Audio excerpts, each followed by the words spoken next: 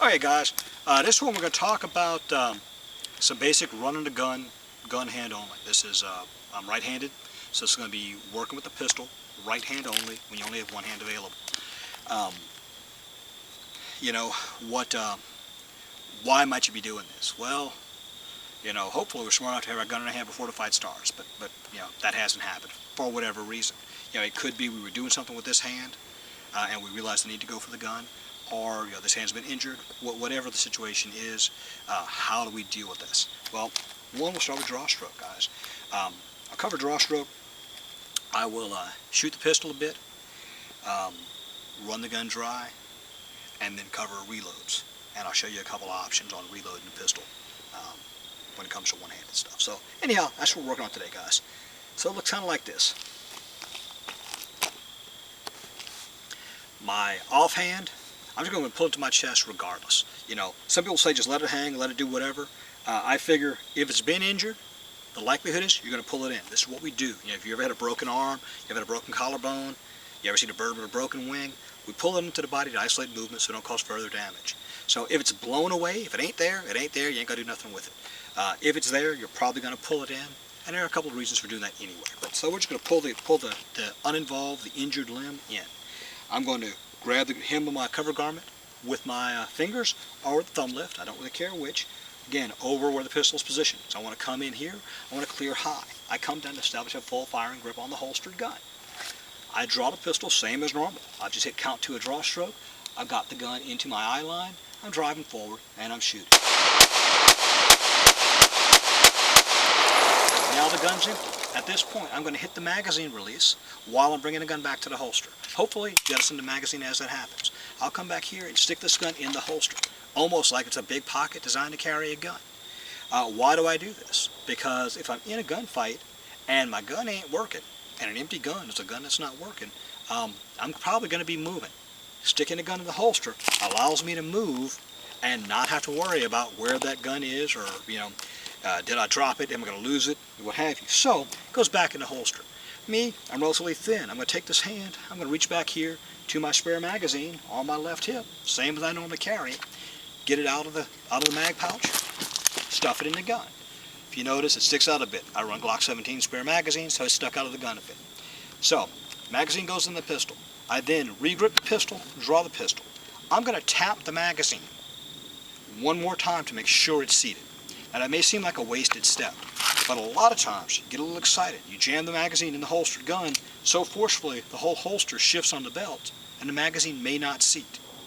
I'm already having a pretty bad day, so I don't want to get the gun up here, you know, run the slide, however, get up here and get a click because I never did seat that magazine.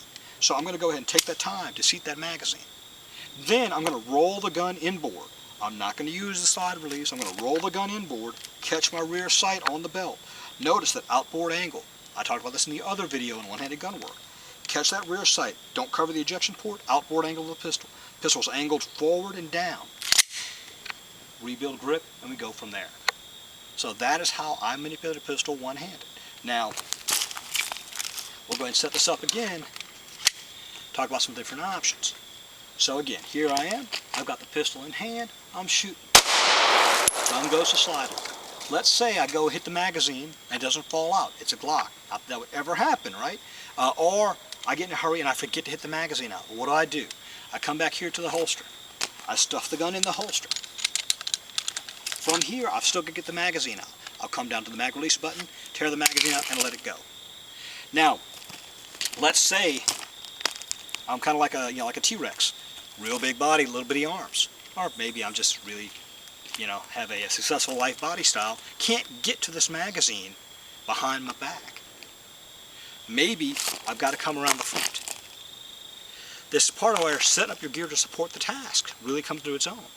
If you can't get that magazine with your right hand where you normally carry it, look at changing mag placement so that it is accessible. Or if it's not accessible, you just can't do that, perhaps carrying a spare magazine behind the pistol so that in this pretty lousy, worst case scenario, you still got the ability to reload that pistol. But in this case, I'll come around the front, grab that magazine, come around to the back of the pistol again, seat the magazine, draw the pistol, tap the magazine to ensure it is seated, roll it, rack it, and get back on the gun. Now, what do we do if we can't manipulate the pistol using the sights? What if we don't have a rear sight set up to support manipulating the pistol? Well, you got the edge of the ejection port. That's a possibility. You can run the front sight off of something in the environment. If you had a table, a wall, something like that. But let's talk about using the ejection port.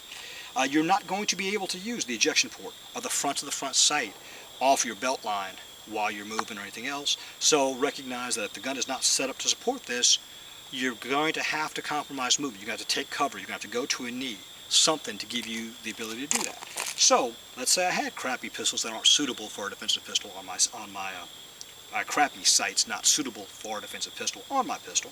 What am I going to do? Well, I can drop to a knee. I can bring the pistol back here. I can catch the edge of the ejection port on the boot heel. Run the slide that way. Get back on the gun. Another option. Some people like to use between the knees, both to reload the pistol and also to manipulate the slide. So, let me go ahead and set this up.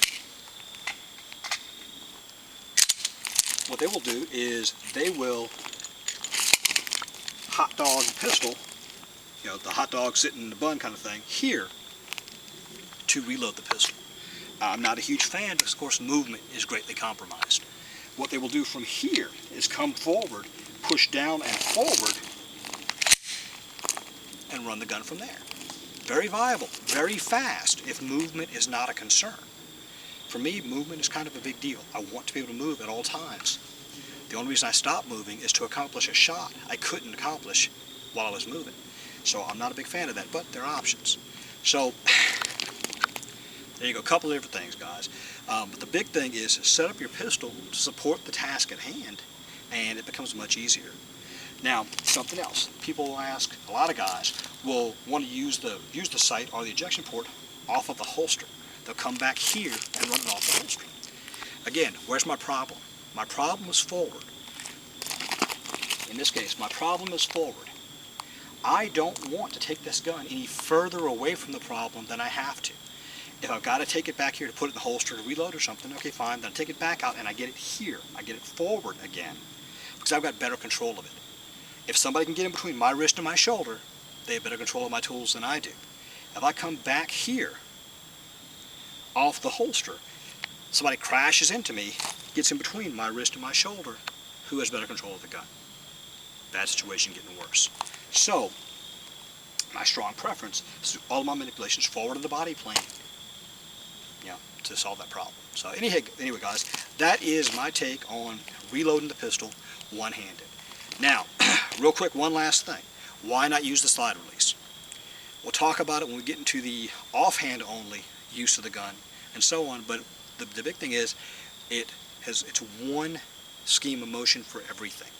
The way I run this pistol with my right hand only is the same way I run it with my left hand only. I've got to manipulate the slide. It's much more consistent to manipulate the slide by running off the rear sight than hitting the slide release with the thumb on the right hand, hitting it with the index finger on the left hand, and then having something else for your stoppages. You get a type 1, you get a click instead of a bang. Well, you've got to manipulate the slide. How are you going to do that? If it's the same way you manipulate the slide when you do a reload, if it's the same way, it simplifies what you have to learn. So, anyway, guys, that is running the gun, gun hand only, and reloading the gun, gun hand only, when it's set up for two-handed use. Thank you.